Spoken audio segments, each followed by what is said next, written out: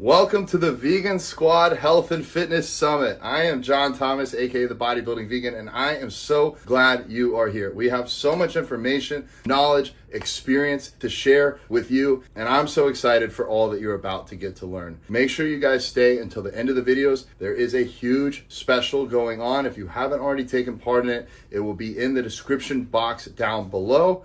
And I'm also going to include the link to the VIP tickets that you've already purchased in case you want to send it to a friend. If you need anything else, reach out to me or any of your Vegan Squad coaches. We're here to support you on your journey to becoming the best you can be with your health and fitness. We'll see you inside. All right, so today we are talking about cravings, emotional eating, restrict binge cycles, how to get out of these things. So if you can relate to any of those, have you been a yo-yo dieter, if you've felt out of control over your food choices at times, you felt powerless over cravings sometimes, if you stress about what, when, where, how much you're going to eat every day, or you feel like food and like thoughts about food and what you're supposed to eat take up a lot of time and energy, more than you'd like them to, put hell yes in the comments, because if that's the case, you are so far from alone. And you're in the right place. Hell yes, Christy. And Christy here is going to be helping me out today. I'm really excited about this presentation. I said, what would be really powerful? Yes, I could do another presentation, or I could invite somebody who has just spent, lots of hell yeses over here, who has just spent 3 months working one-on-one with me. And with the tools and things that we are going to get, you're going to take away some powerful tools today that you can actionably use immediately. But I wanted to share some stories too, and then have somebody come on who's really just at the more beginning stages of this journey, dealing with disordered eating, emotional eating, feeling out of control with food and cravings. And so yes, Christy, welcome.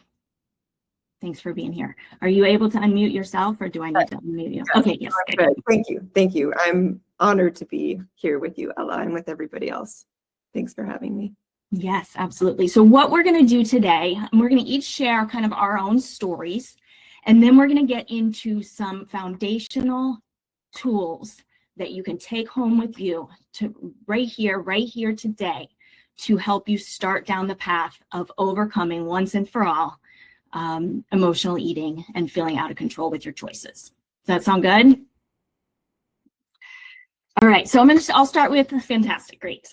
I'm going to start with my own story. I'm going to kind of give you my story in a nutshell. I'm very vegan. I have vegan tattooed everywhere. So I've been vegan for 30 years, been vegetarian, a plant-based athlete for 38 years. It started when I was 7 years old. I've been an athlete since I was 5. At 7 years old, I got in the car after school one day and we had learned about Daniel Boone. Do you guys know who Daniel Boone is? He's like one of our first American folk heroes, and he wore a raccoon hat and he carried around a shotgun.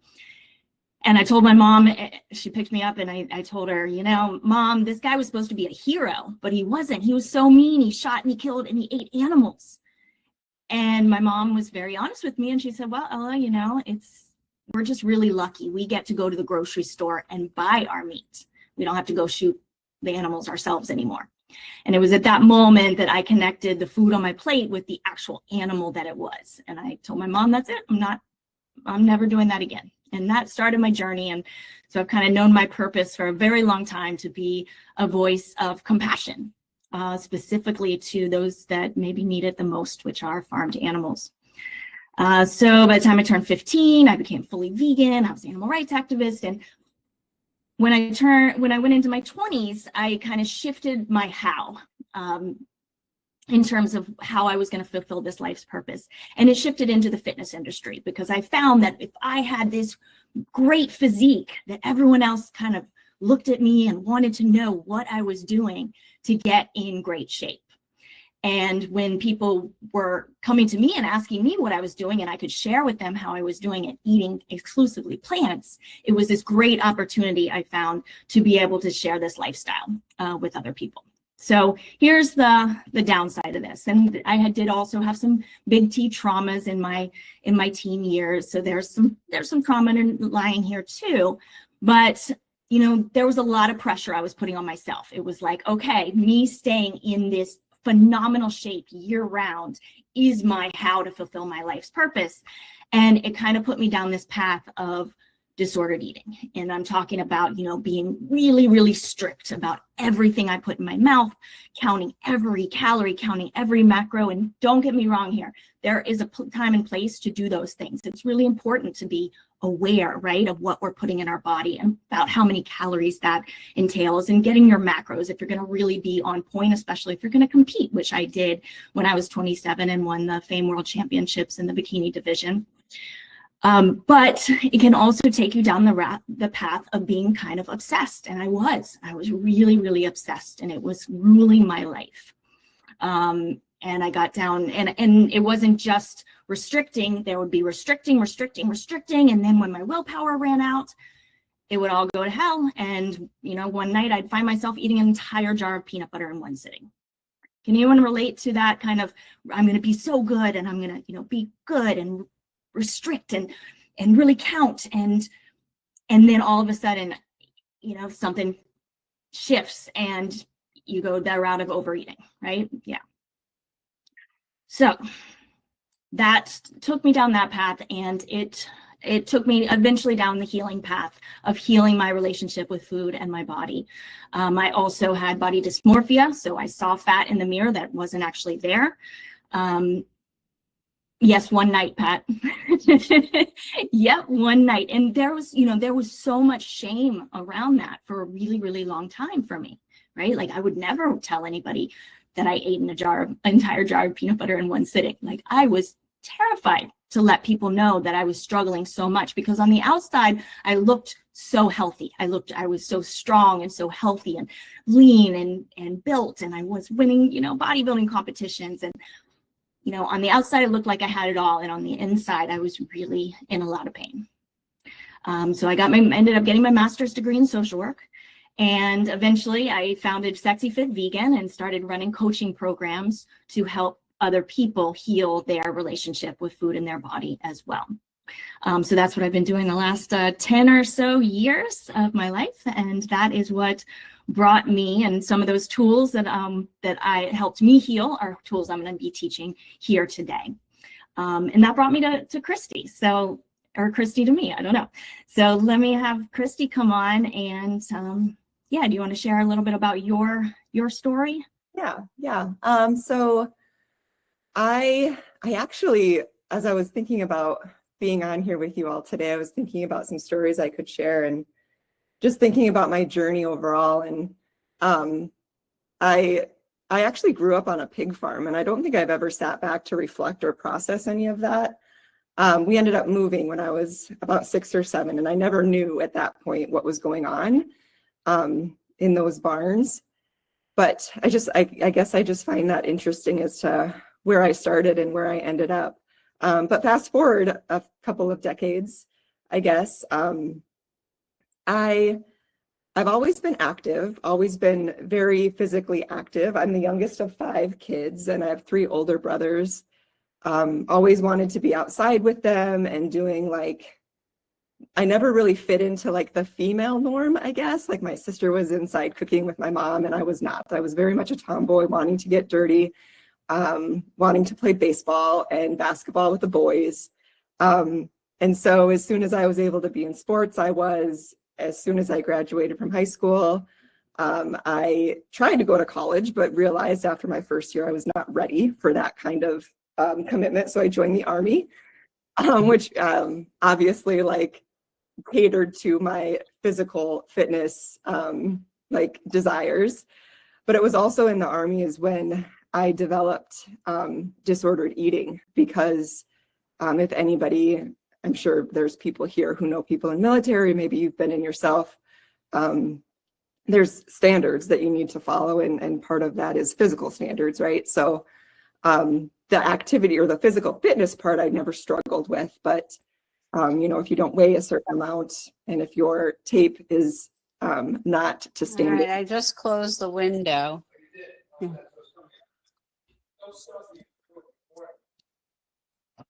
Sorry. Okay, I'll keep going. Yeah. I think, and so that's likely, like Ella mentioned, I'm still fairly new in processing all of this. Also, my palms are really clammy right now. This is the first time I've shared in such a public place. So as I'm talking, if something is resonating with you, please emoji and put something in the chat. That would make me feel much better. Thank you so much.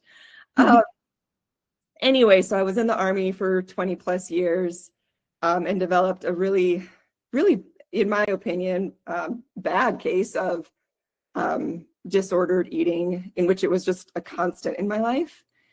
I retired from the Army. I met my husband, had a baby, and it was then when I stopped. I basically just stopped cold turkey when I found out I was pregnant, because I wanted the best for my child and I wanted to be healthy and fit for her. And also, you know, when I gave birth to her and wanted to be a good role model and so forth. And so my why was really strong then, which made it really easy for me to sort of not even think about binging or purging. But in reality, it was just a Band-Aid. It was just a moment in my life, I think, that I was distracted. It was a good distraction, I suppose, but it didn't force me to seek the help that I needed to actually do the mental work that it took to get better. It was actually then I remember being at home on maternity leave, and I was breastfeeding Cece, my daughter, and I was watching a documentary. I want to bring this up because if anybody recognizes this clip of a documentary, I've been trying to figure out which one it is. But there was a moment in this show that showed a mama cow with her calf, and a farmer drove up on his gator, took the calf, put it in the back of his gator, and drove away. And the mama cow was bellowing and crying and running after her calf. And I looked down at my daughter, who I'm breastfeeding, and I was sobbing. And that is the moment that I decided that I would not contribute to that's when I turned vegan, and I would not contribute to that at all. I actually remember texting my husband, who was at work, and I told him, I said, no more will we be spending our money on meat or dairy or any of it. So I remember it very clearly. That's a really big moment in my life. Anyway, sorry, I'm getting off track again. Sorry. No, I think it's so powerful to hear about that. It makes me tear up. Yeah, and I think too, like, you know, having a why is so important, and it makes it easy for us who are vegans. I often hear like, oh, I could never give up cheese, or I could never do A, B, or C, or so I could never be vegan. And it's like, well, that just means your why isn't strong. And I guess that's probably true with any goal that we might have in our life. If you have a strong why, then I think it becomes pretty easy. But I digress. What brought me to Ella is about not quite 2 years ago, my brother was dying of cancer, and which meant that I was traveling back to my hometown, which is an airplane flight away, back and forth. And I was actually working with a coach at the time and tracking macros and recomping and getting really physically fit. But because of the back and forth travel and just kind of like the chaos in my life, I discontinued working with my coach, which in hindsight was a bad move. Because once I got home and I was around my family and just all of the things that were happening, I started to binge again after, probably 9 years of not binging. That was about 2 years ago. I came back home after the funeral and I couldn't get myself back on track. I would go back to the same plan that I was on with my coach, thinking I just need to start tracking religiously again, following my macros, get into the zone, and I'll be fine. But I kept falling off. I would be really strong for a week or two, and then something I don't know, something just triggered in my head and I would binge. And so I reached out to the VA to try to get some help. I went through several counselors, a psychologist, and they didn't seem to get it. Because I didn't want to stop working out. I didn't want to stop paying attention to what I was eating. I'm vegan, I'm plant-based, I'm whole foods, all the things. And I knew when I started talking to like doctors, or people like outside of that mindset, they would likely like blame it on my diet or blame whatever I was going through on my diet. I had experienced that in the past. And so that didn't work out for me. And so what I ended up doing was I pulled up ChatGPT. If you've ever done that before. And I told it what I wanted. I wanted a female.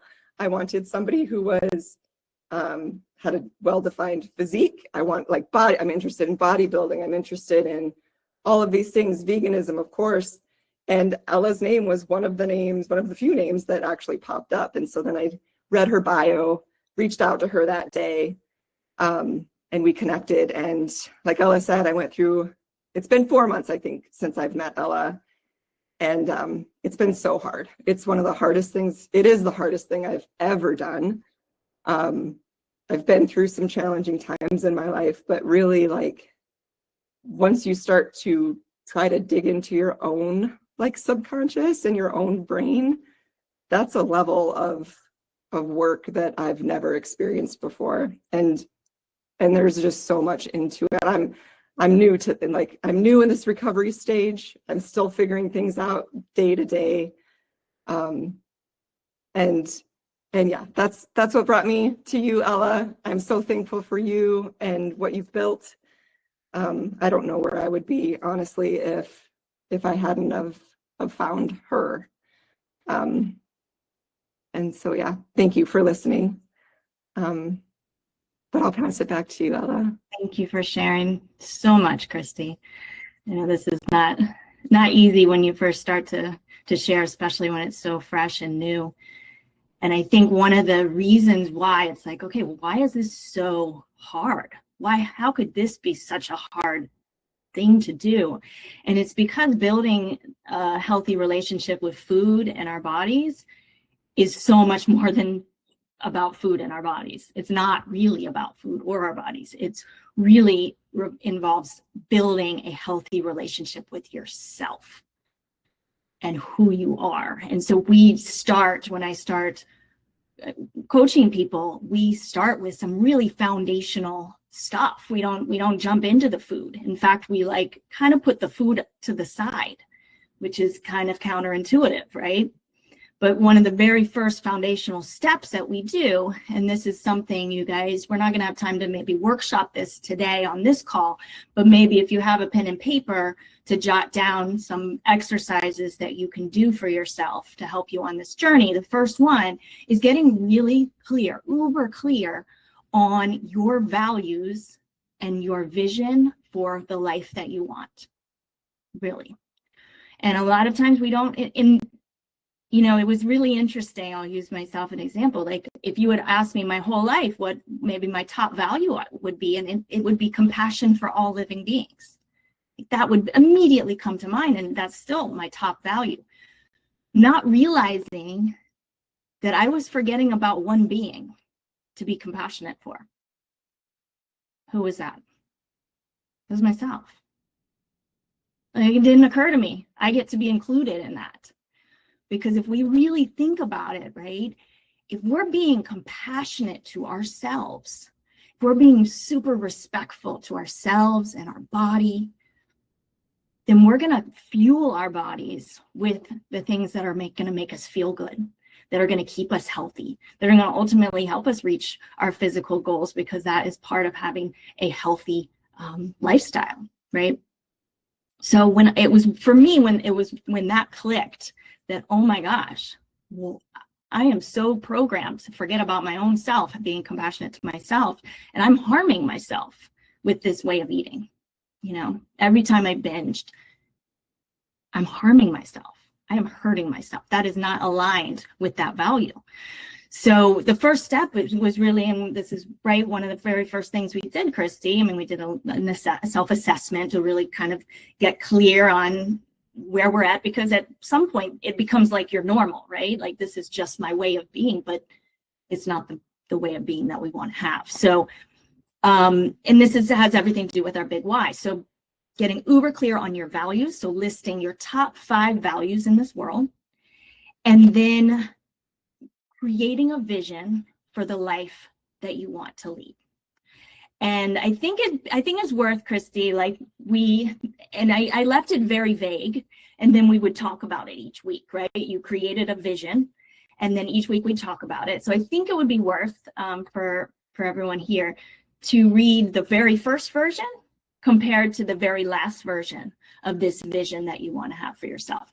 And then you guys, we're going to talk about the system that we use to start to reprogram the mind so that you can actually align your actions with the vision that you have, because that's what it's all about, right? If you're asking yourself each day, each decision that you make, is this aligned with my values and vision? And then we have the tools to make that choice, not out of willpower, but out of respect for your own self. Then that's how we start to build the foundation for transformation in this way. So Christy, are you up for reading the first version? Yeah. Okay. Just to caveat this, y'all, Yeah. First version is long. It's not that long, but yeah. It took me like 4 or 5 weeks, I think, to get my vision to where it is now. And I think it's interesting, if you can listen to my words and how I'm speaking, you can get like an insight into my brain and where I was at the beginning, which is not where I am now, thank goodness. But okay, I'll start. All right, here it goes. I want my physique to be well-defined, muscular, low body fat, strong, and built. I want people to be able to tell that I train hard just by looking at me. I want to feel full of energy, be active outdoors, and move through the world with confidence. I want to be a role model for my daughters and for everyone around me, showing what it means to care for our environment, live sustainably, and protect animals. I want to be able to speak clearly and confidently about being plant-based, to share why I do it and educate others on its benefits, not to pressure anyone to change, but to open minds to new ways of living, eating, and caring for ourselves and the world. I also want to educate people on how to deal with the same struggles I'm working through now. Through my recent self-reflections, I've realized that people don't need just another personal trainer. There are plenty of those. What most people really need is support from the same struggles I've been facing, the mental side of nutrition. When people fall off the wagon, it's often because they feel like they've failed with food first. And once that happens, it's easy to give up on the gym too. I want to guide them through that, helping them build systems, confidence, and self-trust so they can keep going no matter what. Which is great. I mean, it's a great vision, right? Can anybody relate to some of the things that she was talking about in that? Yeah. It's not a right or wrong, right? I always just find it interesting because it's very like outward looking. It's like I'm focusing on other people, whether it's my family or just people out there looking at my body, like I need to look a certain way so people think this or that, or I want to educate others. I just feel like it's, so week over week when I was refining this, that's what I was thinking about. I'm thinking like, well, I need to turn this inward if I truly want to heal myself. And that was what took, I think, so long to get here, was what the weeks and the conversations I had with Ella finally got me there. Yeah, so let's hear the final version. It's much shorter. Okay. Shorter. I was able to clean this up quite a bit. Okay. Final version. I am proud of who I am, living authentically and never bending to the norms that don't align with my values. I move through the world with energy, confidence, and appreciation for nature and all that lives in it. My life reflects the importance of family and health, a commitment to longevity, honoring animals and the planet. Boom. Really powerful. Really powerful. And what do you see when you hear that, and what comes to mind now? Yeah, I really obviously feel very connected to this vision for myself.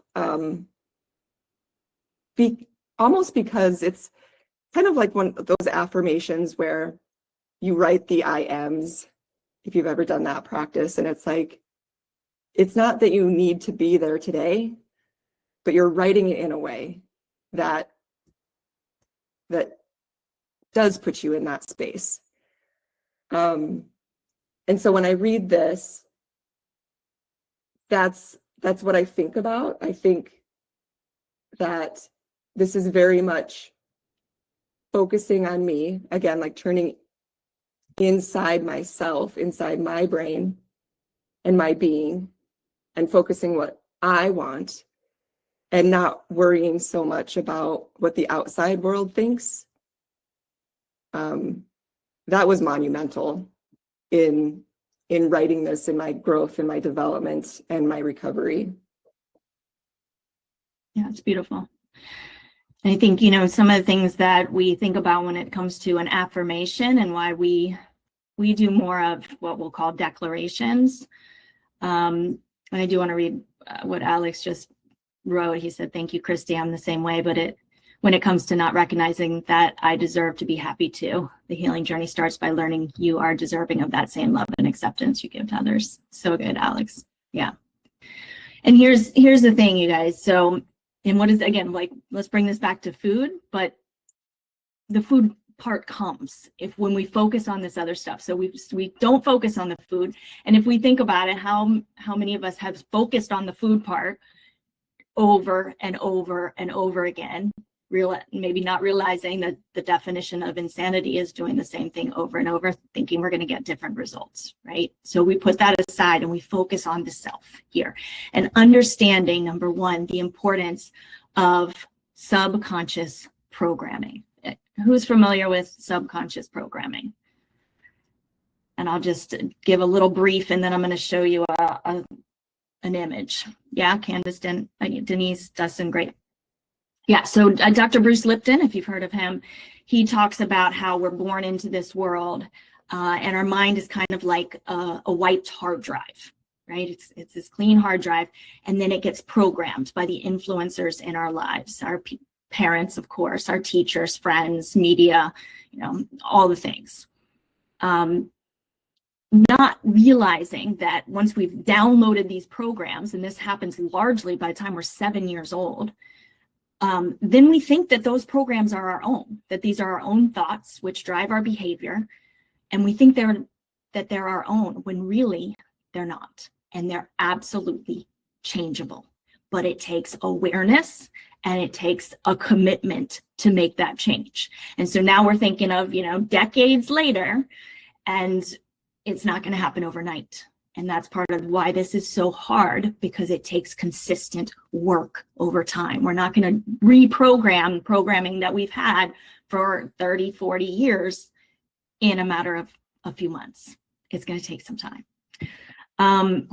So I created, and this is kind of my own version of bringing together some different, like, cognitive behavioral therapy, but I created something called the self-empowerment coaching system, which gives you a really clear framework to understand your programming, and then to learn how to reprogram it. So a lot of the work we did, Christy and I, was going through this model and taking habitual thoughts that are based on, or that our actions are based on, and pausing and recreating them. So I'm going to share, see if I can do this. My entire screen. Yes. No, my window. Yes. Okay. Let me see if I can share this and show you guys. Can you see this infographic? Yes. Okay. Win. All right, so this is the self-empowerment coaching system. So if you see on the left-hand side of the screen, this is your subconscious programming. You'll see that we're going to have a circumstance in our life, and then that circumstance is going to trigger a thought. And the thought is going to be based on core beliefs. These are your programmed beliefs, again, that often are programmed into us by the time we're 7 years old. A lot of that has to do with not being good enough, okay? Those thoughts that are based on your core beliefs evoke emotions, which are actually vibrations, which then influence how we behave, what action we choose to take. And that determines what our outcomes are, and then which attract more circumstances eventually. All right, so that's, and I'm going to go over this really briefly now, but this is something, these are tools that if you email me, ella@sexyfitvegan.com, I can direct you to some resources like this that can be helpful. So I'm just going to kind of give you a brief overview today. So if we look on the other side, is the process for reprogramming your mind. That circumstance stays the same. That's going to trigger the thoughts that are based on core beliefs, which are going to evoke your emotions. But here's where this changes. The power pause. It's this moment of pause. Before you take those programmed actions, you take a step back and you evaluate what's going on. You recognize that the emotions that you're feeling are based on thoughts that are based on core beliefs. You're going to acknowledge those core beliefs. And then you're going to be able to have the power to choose thoughts that will serve you better. Choose the thoughts that are aligned with your values and your vision, which sometimes immediately can evoke different emotions. Not always, but usually. I mean, if you think about like thought experiment, if you're just thinking about like, I don't know, do they even have, yeah, they have the lottery still. So let's say you get a phone call and you answer it and you've been told you have won the lottery. Just think about winning the lottery and all of a sudden having, millions of dollars to then go and sponsor all these sanctuaries and save all these animals. That's what I think of, right? And what just happened? I just laughed, right? Because this thought actually evoked an emotion. Did I win the lottery? Did I get to go and sponsor all these, sanctuaries? No, but just the thought evoked more emotions. And when I have this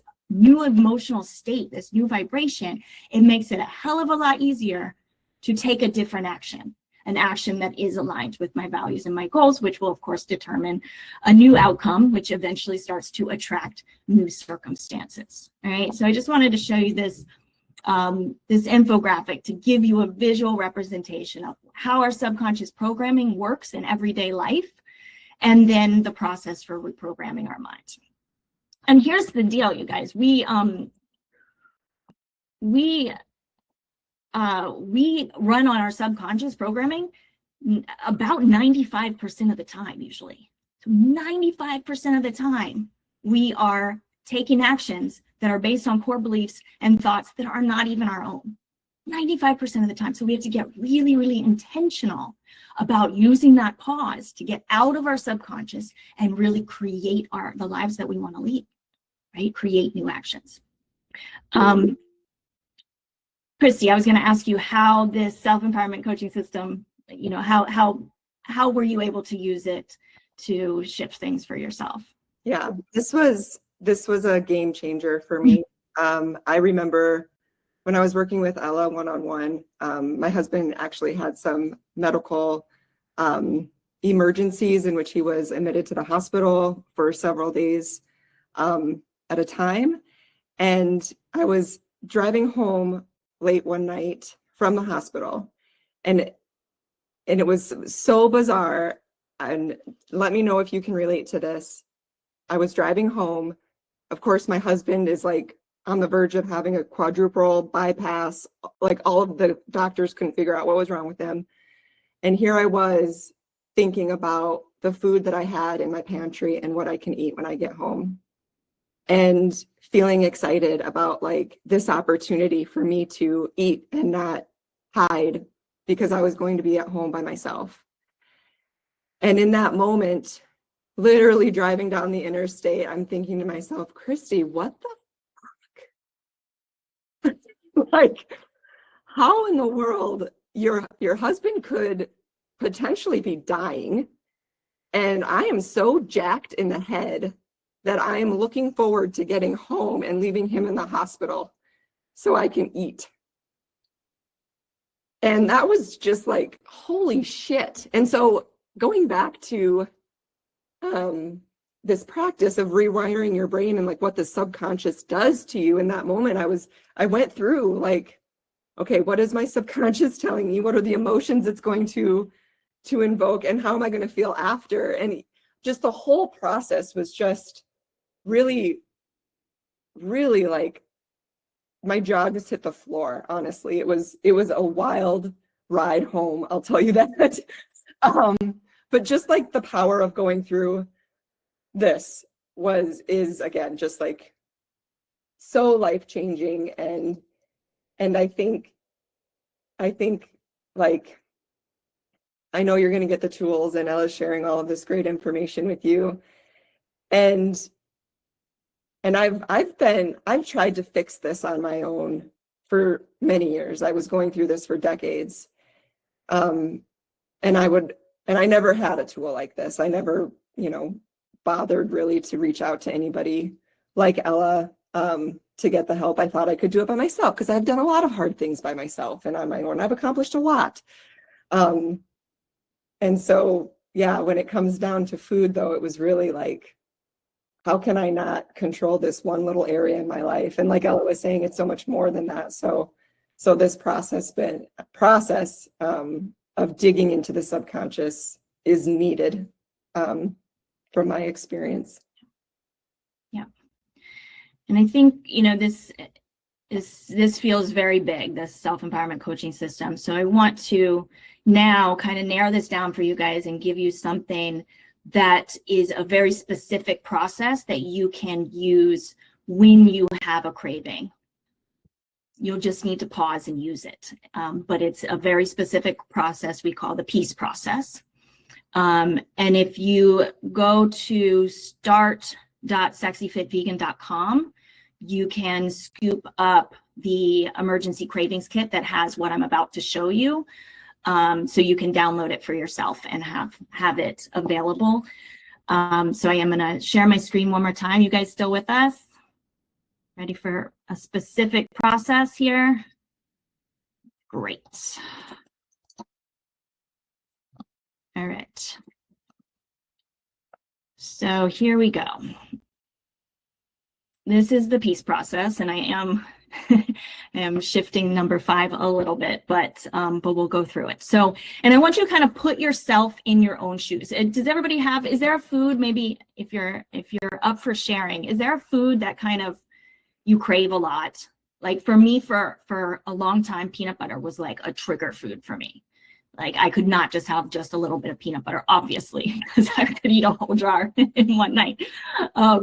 And by the way, now I can have all these things. Granola was another one for me. So these are, not necessarily, and Chrissy, you're the same way, right? Like, these were not unhealthy foods, but they were foods that I felt out of control with around.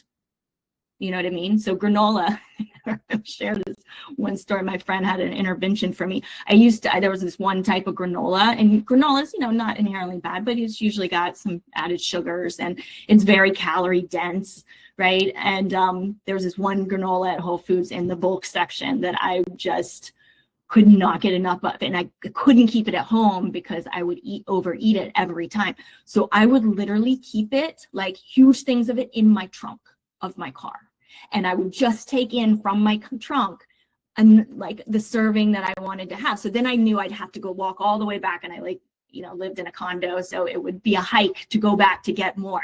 And my friend discovered my trunk full of granola and had a whole intervention for me, but that's another story. Okay, the peace process. So 5 steps. Yeah. Number 1 is that pause. Pause to take a few deep breaths. So I want you to put yourself in your own shoes, and you've just had this craving for food, right? You're going to take a few breaths. You're going to pause. We want to change our nervous system, right? So sometimes breathing in for 4 counts and breathing out for 8, making the exhales longer than the inhales can really help switch us over into the parasympathetic. So then you're going to step into the role of the observer. So that is what it takes to really become self-aware. We've got to be in the role of the observer and notice and approach yourself your thoughts, your emotions, and your body with curiosity and compassion. And that was one of the first mantras, right, that I had you adopt, Christy. I approach myself with curiosity and compassion. So step 2, you're going to evaluate. You think about the specific food you're craving and you describe it in detail, including how much you're wanting. Consider why you want to eat that food. Is it related to a physical need? So we talk about, one of the things we talk about is the different types of hunger, right? The physical need, true hunger, like your body needs fuel to operate properly, is just one reason we eat. There's also the physical desire. So we could also call that an appetite. And sometimes that has to do with like sugar being an actually addictive food, right? So they can have that actual physical desire for it. Or is it an emotional desire? Do we want it for comfort or reward or celebration, right? And a lot of that emotional desire comes from core programming. You know, anybody else a member of the like Clean Plate Club? Right? And we're taught, it doesn't matter. Are you hungry anymore? It doesn't matter. Clean your plate. You know, there are starving children out there that would love to have that food, right? That gets programmed into us and we act on that now 20, 30, 40 years later. And we need to have that awareness. So we think about, okay, is this a physical need? Is this a physical desire? Or is this an emotional desire? So you're evaluating. Number 3 is anticipate. You're going to predict how you'll feel after you indulge in that food. You're going to imagine the experience and note how you'll feel immediately after eating, 5 minutes later, a few hours later, and the following day. So some of this could be positive, some of this could be negative. You can consider all of the consequences, positive and negative. Then you're going to choose. So you're going to create new empowering thoughts, because you've had the chance to pause and evaluate now, that will guide you toward a conscious choice about what, if anything, you'll eat. You're going to ask yourself, what would I choose? And you can come up with your own questions, but these are, as an example, maybe it resonates. What would I choose if I truly loved myself and my body? And then you come up with an action plan that addresses your true needs. Maybe you're bored, right? Maybe it's not about food. What else could you do instead of eating? Is it aligned with your health and fitness goals, self-love, compassion? If your body does need nourishment fuel, you're going to choose to eat accordingly. If the craving is rooted in emotion or addiction, what could you do instead of eating that will spark joy or peace? And I'm not saying that you always have to make the healthiest choice possible. I was at my niece Coco's 6th birthday a couple months ago, and I cut out refined sugar from my diet years ago. So I don't even crave it. I don't want it. But they had a vegan cake. My niece is vegan too. And, they were cutting slices and she's like, aren't you going to have a piece of cake with me? Right. And it was vegan. So that's something I don't compromise on, right? Is my alignment with my value of compassion to animals.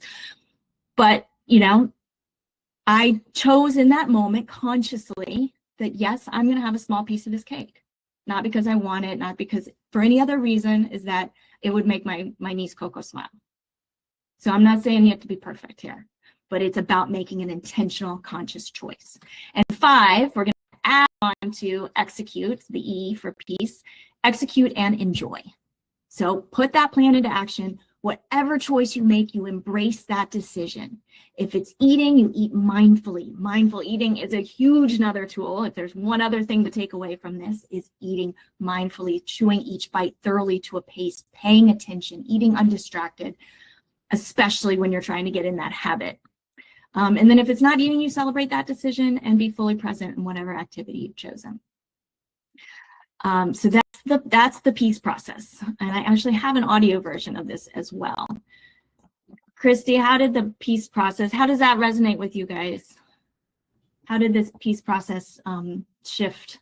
Yeah, this was a tough one for me because I was very compulsive. Really, anytime I felt like I had a break, like I work from home. And so if I was like in between projects, I had 5 or 10 minutes, I would always just habitually head out to the kitchen, and whether I was hungry or not. When I was very like focused on counting my macros, it was very time bound. So if it was 2 o'clock, whether I was hungry or not, I was eating. And so when I finally printed off the piece process, like on a piece of paper, because that's what I need. I have Post-it notes and Ella's PDFs all over the house. I printed it off. I hung it on the fridge on the side of the door that is going to be staring me in the face when I open up the other side. It was hard. It was hard because all I wanted to do was grab that snack and eat it so I could get back to work. But yeah, really having to pause and then and thinking about how is this going to make me feel after, I think was a big question and something that you really need to take time to think about, because that really helped me guide my decisions. And I love the last one where it's like, maybe you choose to eat, even if, you know, maybe you didn't need to eat, right? Maybe you weren't actually hungry, but if you chose to eat, embrace it, enjoy it, and then move on. That was critical for me as well, because so often I would eat and then feel guilty and then just, you know, talk very negatively to myself for days on end, which of course isn't good. So yeah, I really enjoyed that lesson within the peace process as well. Yeah, great.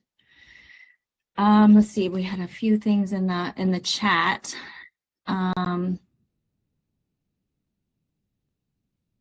Yeah, and of course, you know, this is all a very complex process that takes a lot of time.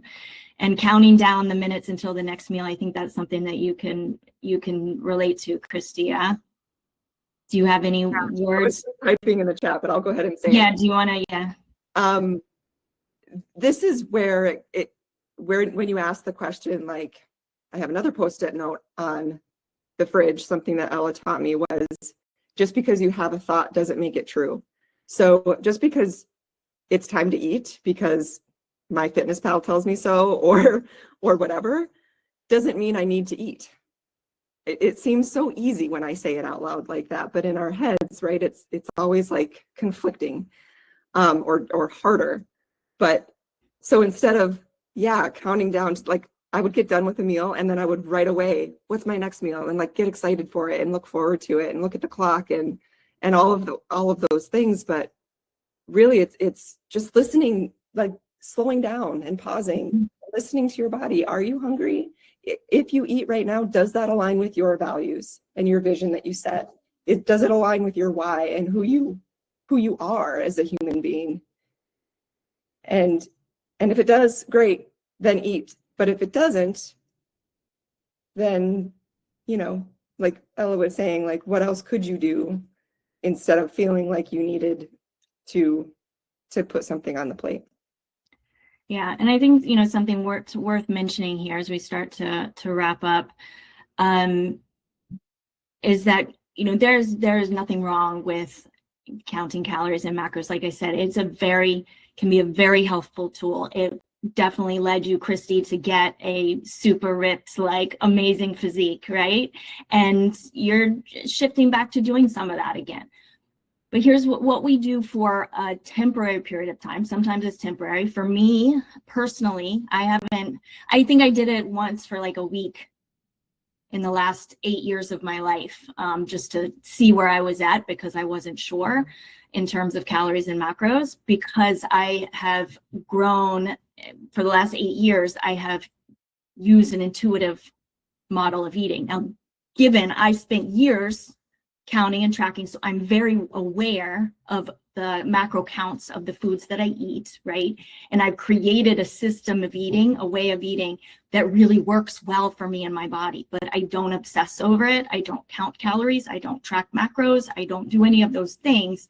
I'm an intuitive eater. So what we did for Christy during that 3 months was we took no scale, no weighing yourself. We took the focus off the food so that she could reconnect with her body and her body's own intuition and her body's intelligence of what it needs to be healthy and keep her happy and satisfied and get her everything that her body needs. And it was terrifying for you, Christy. I mean, I think in your head, were you just like, oh my God, I could just blow up, or like there was. Yeah, I mean, absolutely. You're so used to just operating day to day, doing the things your brain is telling you to do. Same with eating. Your brain tells you it's time to eat, you eat. And you're never just listen just listen to your body. I mean, I'm giggling right now because it's like, it sounds so simple, but it's not. But yeah, it's like that monkey brain, right? And it's like, again, just because you have a thought doesn't make it true, which was like, again, just mind blowing for me, because here I am being super successful in my personal life, in the military, all the things, because I was relying on my brain, all the while disregarding everything that my body was telling me, like realizing that there's more to yourself than your prefrontal cortex. You know what I mean? It's just, yeah. Yeah. Jesse said I was going to mention intuitive eating. Yeah. So this is, a step in that direction. And now Christy gets to explore and figure out what's next for her. For me, that's how I'm choosing to live. And I got myself figured out. And yeah, I have no desire to track anything. But again, it can be a helpful tool, but it's really important to start to learn to listen to your body. Your body's insanely smart, but we've just been programmed, there's that word again, to ignore it. Yeah, and we have to rebuild that trust too. And when there is physical addictions in a way, it's really hard, because you think, I'm having a craving for something. Does that mean that my body actually needs it?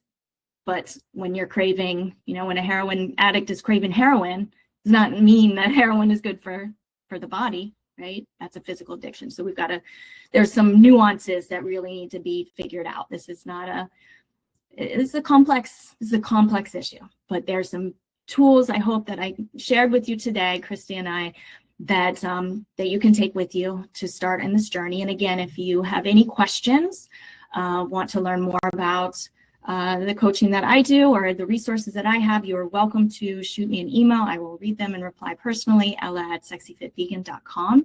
And the other piece of this, is having a community. So this is where I'm going to be handing it over, because having a community to keep you, like we had our time together, but now Christy is a part of a mastermind I have. And now I'm so honored to be a part of this vegan squad community, where you guys are just such a positive space. It is such a holistic place, and so many amazing experts. And I'm really honored to be a part of this community. So I'm going to hand it over for somebody to share about what you can do to be a part of this community if you're not already, and the coaching that is available as part of this community. And I just want to thank you all for being here today, and for caring enough to take your Sunday to join us here today. Sweet. Thank you so much, Ella. Really appreciate everything you said today. It was really powerful. And thank you, Christy, also for sharing your journey too. Thank you all for being here and showing up. My name's Alex. I'm one of the coaches at Vegan Squad. Thank you, Ella, for sharing about the community at the end too. It really is powerful to have that community and support from everybody, and to have a lot of like-hearted people around you trying to elevate their lives and helping the world go vegan too. So appreciate everyone being here. So we are running a awesome special promotion for all of you here. We want to help you in the 2026 new year to accomplish your goals, get your most healthiest and fit selves. We are giving out a free month of coaching for the first 5 people that fill out this form that I just dropped below. We'll get you paired up with one of our awesome coaches at the Vegan Squad team to help you with building a custom meal plan, custom training plan, give you that accountability that we all need, especially as the year goes on, and that just daily communication with your coach to make sure that you're hitting your goals. So if you want to hit the link to fill out that form, please do, and we will be in touch with you today to get you signed up.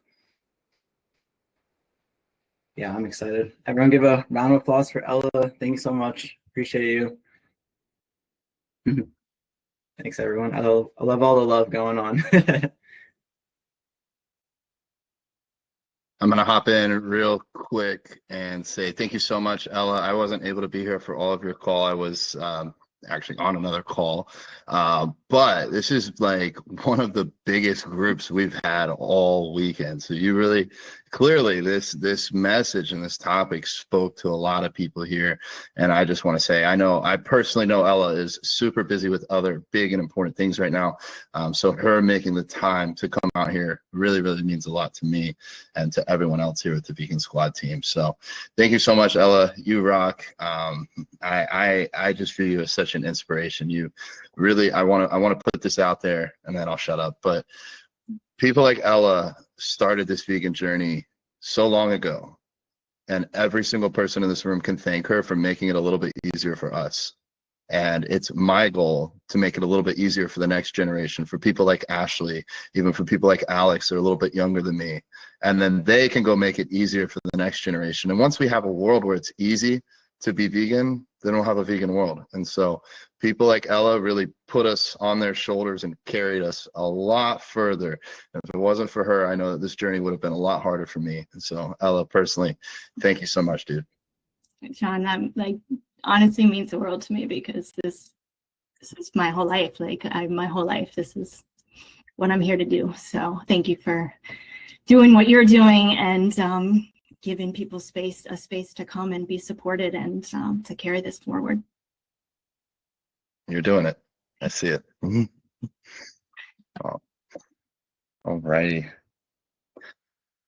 All right, I'm out of words, which is not like me. It's easy to get emotional when this matters so much to our hearts and to the world that we live in. Ella, thank you so much again for all you do for us.